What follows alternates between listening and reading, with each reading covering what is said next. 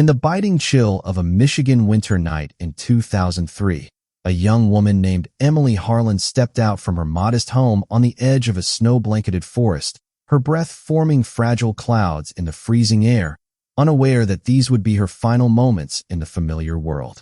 The clock ticked to 9:47 p.m. as she bundled her coat tighter against the relentless wind howling through the skeletal trees, her boots crunching softly on the fresh powder that had fallen like a shroud over the quiet town of Willow Creek. Shadows stretched long under the pale moonlight, and the distant hum of a passing car faded into silence, leaving only the whisper of snowflakes settling on the ground. Emily, a 28-year-old librarian with a gentle smile and a love for forgotten books, had no reason to fear the path she often walked, but as she ventured deeper into the woods, the night seemed to swallow her whole.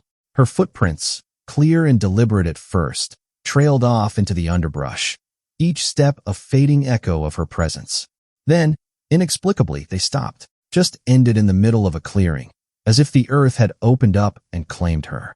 No scuffle, no signs of struggle, only the pristine snow, undisturbed beyond that point. The air hung heavy with an unnatural stillness, the kind that seeps into your bones and raises the hairs on your neck. Investigators would later comb the area, their flashlights cutting through the darkness like desperate pleas, but in those initial hours, the town slept on, oblivious to the void that had just torn open in its heart. Emily's disappearance wasn't just a mystery.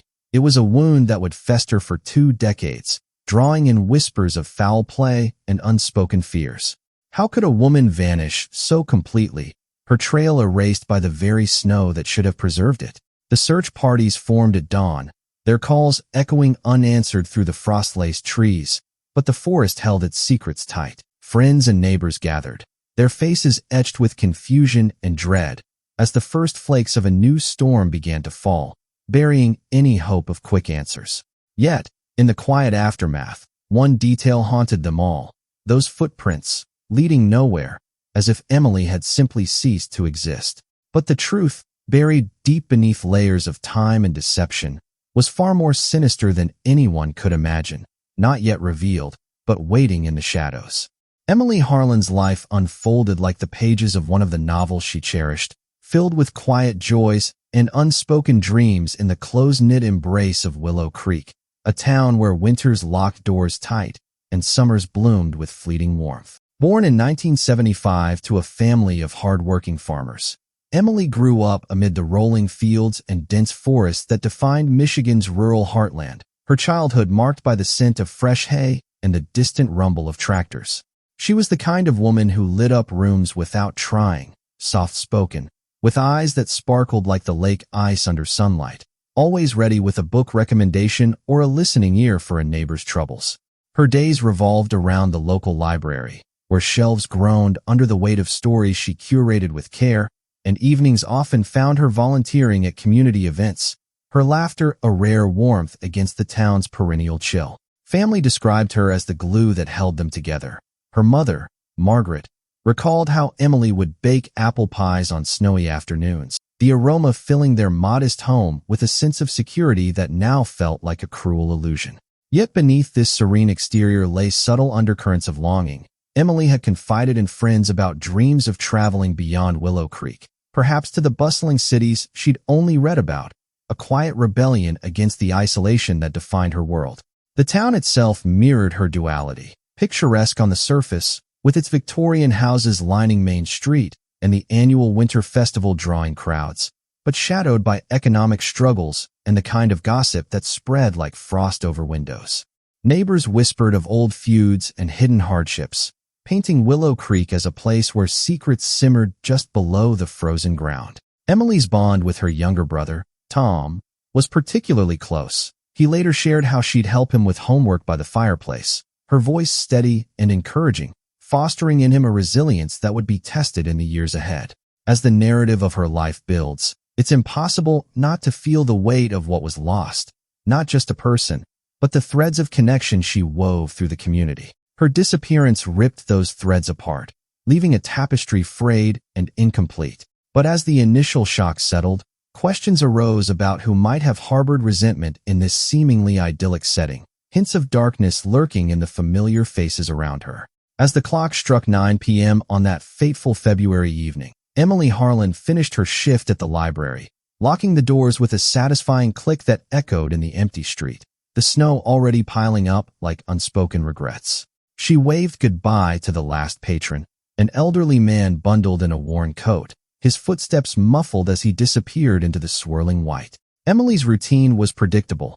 A quick stop at the corner store for milk and bread, where the cashier noted her cheerful banter about the incoming storm, time-stamped at 9:15 p.m. on the flickering security camera. The wind picked up then, whipping flakes into a frenzy that stung her cheeks as she hurried home, her mind perhaps drifting to the warm cup of tea awaiting her. At 9:30 p.m., she arrived at her small cottage on Elm Road, the porch light casting a golden glow on the accumulating drifts, and inside, she called her mother briefly, their conversation light, revolving around weekend plans. Nothing amiss, no hint of the terror to come. But by 9:47 p.m., something compelled her to step outside again, perhaps to retrieve mail or check on a neighbor's dog barking in the distance. Witnesses later reported seeing her silhouette against the snow, moving toward the forest edge with purposeful strides. The night deepened, the temperature plummeting to below freezing, turning the landscape into a crystalline trap where every sound was amplified. The creak of branches under ice, the distant howl of wind through pines. Emily's phone pinged one last time at 10:15 p.m., a text to her brother about a book she'd lent him, but after that, silence. Her footprints, preserved in the fresh snow, told a partial story. They meandered from her doorstep, veering off the path into the woods, each impression deeper as if she quickened her pace. The forest loomed, its trees like silent sentinels guarding ancient secrets, and the air grew thick with an oppressive quiet broken only by the occasional snap of a twig. Then, abruptly, the trail ended in a small clearing, the snow smooth and unmarred beyond that final step, as if she'd been lifted away by invisible hand. No signs of violence, no dropped items, just the void. The swirling storm erased any further clues, blanketing the area in fresh powder by midnight. What possessed her to venture out alone? The question hangs like the fog that rolled in that night, teasing horrors yet to be uncovered as the first light of dawn revealed the emptiness. Dawn broke over Willow Creek with a reluctant gray light, piercing the heavy snowfall to reveal the stark reality of Emily's absence, as frantic calls flooded the sheriff's office from neighbors who noticed her untouched driveway and silent home. Sheriff Daniel Reeves, a grizzled veteran with lines etched deep from years of small-town crises, arrived at the scene by 7:30 a.m., his boots sinking into the drifts as he surveyed the footprints that led nowhere, his breath visible in sharp puffs of frustration.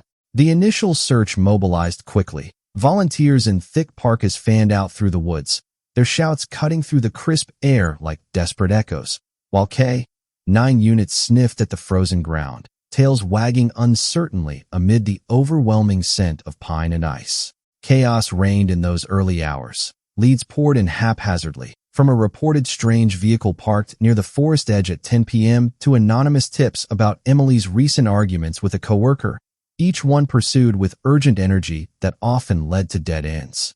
Detectives combed her home, finding her coat missing but her purse and keys inside, suggesting no planned departure, and forensic teams dusted for prints on the doorframe, uncovering smudges that could belong to anyone in the tight-knit community. The emotional undercurrent was palpable. Margaret Harlan's sobs filled the command post, her hands trembling as she clutched Emily's photo, pleading for answers that eluded grasp. Reeves later admitted in reports how the storm hampered efforts, washing away potential evidence and turning the search into a battle against nature itself. Community gossip swirled like the snow, whispers of drifters or local feuds amplifying the panic, while media vans arrived by noon, their cameras capturing the town's raw grief. One oversight haunted the team. A overlooked tire track partially buried near the clearing, dismissed as irrelevant in the frenzy. Hours stretched into a blur of false alarms. A hiker spotting what turned out to be animal tracks, a neighbor confessing to a petty theft unrelated to the case. The air buzzed with tension, the scent of coffee and desperation mingling in the makeshift headquarters. Could such disarray have sealed the case's fate from the outset? As night fell again, the searchlights dimmed, leaving only unresolved shadows that promised years of torment. The disappearance of Emily Harlan rippled through Willow Creek like a stone dropped into a frozen pond, cracking the surface of everyday life and exposing undercurrents of fear that had long simmered beneath the town's polite facade. In the days following, vigils sprang up spontaneously, candles flickering in the snow outside the library, their flames dancing erratically against the wind, casting elongated shadows on faces etched with sorrow and suspicion. Neighbors gathered in hushed groups at the local diner, the clink of coffee cups punctuating tales of Emily's kindness, but soon devolving into murmurs of who could have done this, fingers pointing subtly at outsiders or those with grudges, like the reclusive farmer on the town's edge whose land bordered the forest.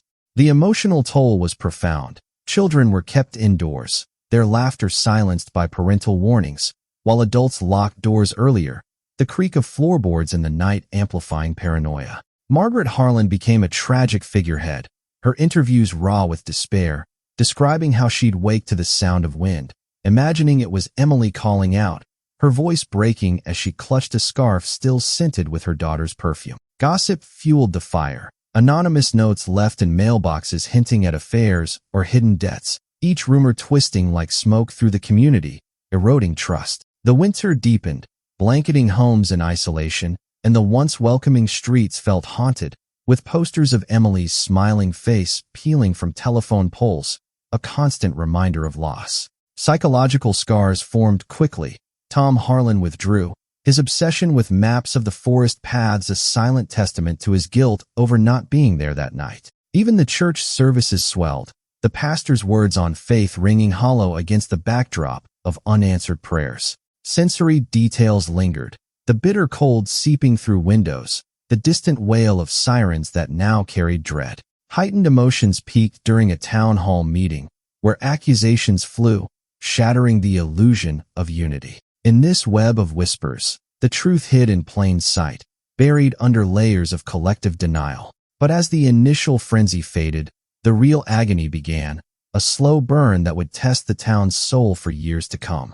Deep into the investigation's first year, Detective Laura Kane found herself staring at the caseboard in the dimly lit precinct, the photos of Emily's footprints mocking her from the wall, a constant reminder of the puzzle that consumed her waking hours and invaded her dreams. Kane, a sharp-minded investigator transferred from Detroit, had taken the lead, her days blending into nights fueled by black coffee and an unyielding drive to uncover what the snow had hidden. The frustration built like pressure in a sealed room. Leads that once seemed promising evaporated under scrutiny, leaving her pacing the office, the fluorescent lights buzzing overhead like insistent doubts. She obsessed over a single fiber found near the clearing, a thread from an unknown fabric that forensic tests couldn't match, its texture rough under her fingers as she turned it over in quiet moments, whispering to herself about connections just out of reach. Her partner, Reeves, showed the strain too, his once steady hands now trembling as he reviewed witness statements, the psychological weight manifesting in sleepless nights where he'd replay the timeline, questioning every decision. The air in the precinct grew thick with the scent of stale files and desperation, piles of reports stacking like accusations of failure. Kane's obsession deepened. She'd drive to the forest edge at dawn, standing in the spot where the footprints ended, feeling the chill seep into her bones, imagining Emily's final thoughts. Short sentences punctuated her reports. No body, no motive, dead end. Yet, longer reflections revealed her inner turmoil. The case wasn't just professional. It echoed her own losses, a sister gone too soon, fueling a relentless pursuit. Community pressure mounted, with letters demanding progress, each one a stab at her resolve. One clue kept her anchored, a partial boot print, mismatched to Emily's, suggesting another presence that night. The emotional tone shifted to a haunting reflection, as Kane confided in journals about the toll, her words raw with the fear of becoming another casualty. In those quiet hours, the case files seemed to breathe, alive with unanswered questions. But even as obsession gripped them, a deeper stagnation loomed, threatening to bury the truth forever. By 2005, a promising suspect emerged from the shadows, a local mechanic named Ray Thompson, whose alibi crumbled under renewed scrutiny, sending shockwaves through the investigation like a sudden crack in thinning ice. Thompson had been seen arguing with Emily weeks prior over a disputed repair bill, his temper flaring in the diner's crowded booth, witnesses recalling his raised voice and her calm retreat. Detectives pounced, raiding his garage where tools gleamed under harsh lights, the scent of oil and metal thick in the air, uncovering a jacket with fibers that initially matched the crime scene sample. Interrogations stretched long into the night, Thompson's denials growing frantic, sweat beading on his forehead as timestamps placed his truck near the forest at 10 p.m. But then the twist, a recanted witness statement from his wife, her voice trembling as she admitted to lying out of fear, collapsing the case in a single, devastating blow. Frustration peaked. Kane slammed files onto her desk, the sound echoing like a finality. Years later, in 2008, another lead surfaced, a drifter passing through town, his description matching vague reports, leading to a cross-state chase that ended in disappointment when DNA cleared him. Each dead end piled on, the emotional shock rippling through the team like aftershocks, short sentences marking reports. Alibi confirmed. Lead cold. Community gossip reignited with each false hope, whispers turning venomous, accusing police of incompetence.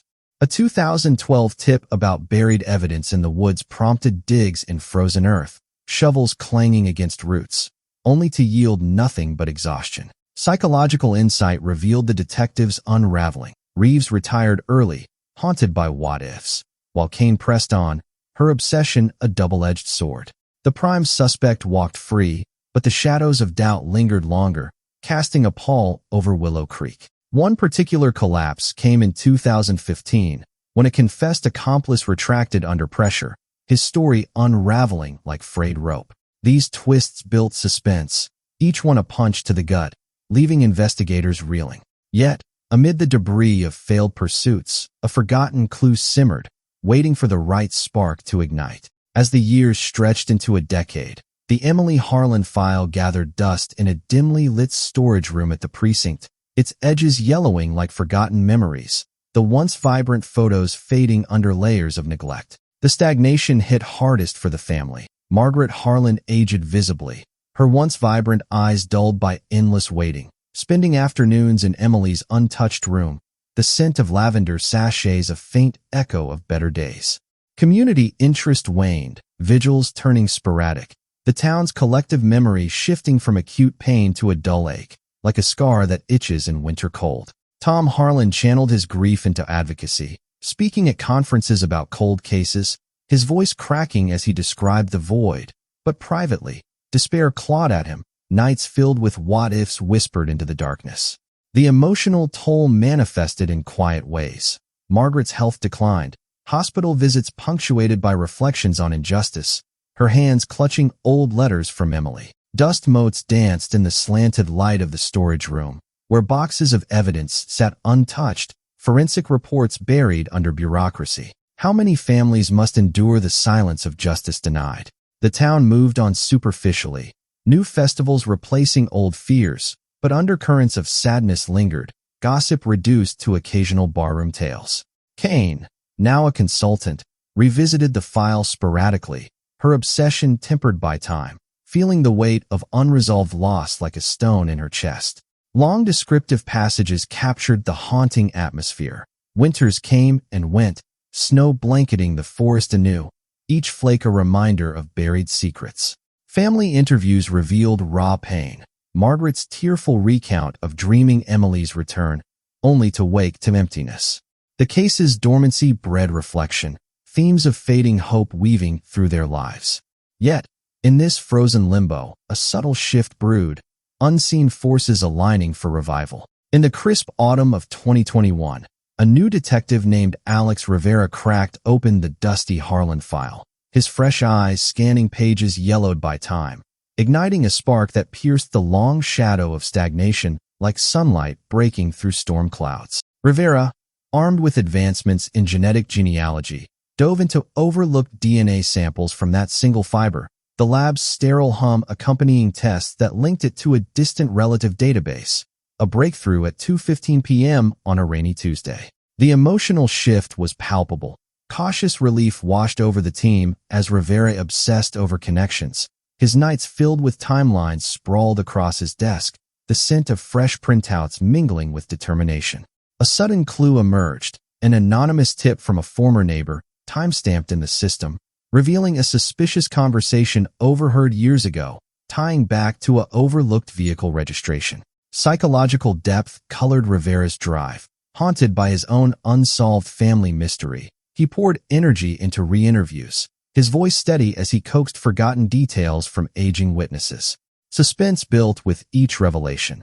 The tech-illuminated paths long darkened, forensic details like enhanced footprints suggesting a second set partially erased by snow. Family hope flickered anew.